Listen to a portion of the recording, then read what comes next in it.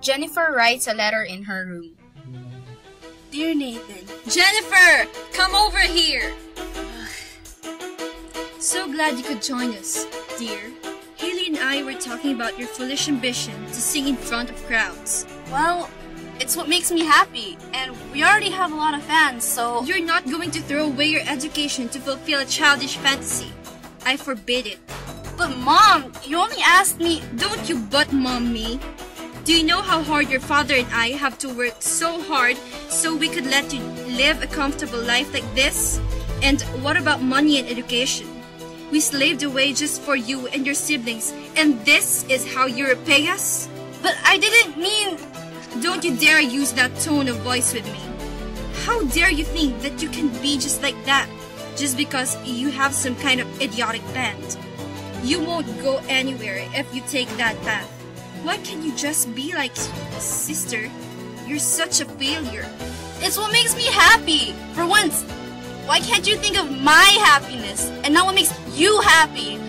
Why do you always ignore me except when you yell at me? Is there something wrong with me? Did I do something to make you hate me this much? Yeah, you had to endure years of work, but do you even know what it's like to go home every day to a family that doesn't even bother to ask, how's your day? I'm just left alone in my room, and you don't even bother to call me for anything unless you want an excuse to make me feel horrible about myself.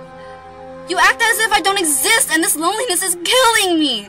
You don't understand one bit of how much it hurts and how much I suffer every time you show that you love my other siblings more than me.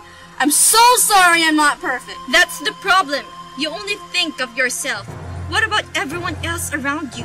You don't even notice what other people are going through, and you automatically act as if you have such horrible problems. Why are you being like this? The one time I tell you how I feel, you have to go and make me the bad person. This is for your own good.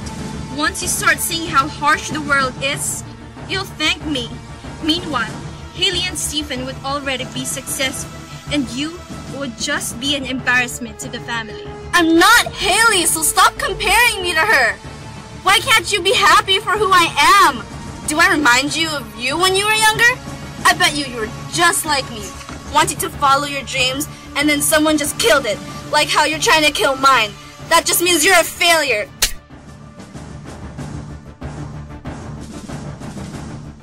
Go to your room. I said go to your room!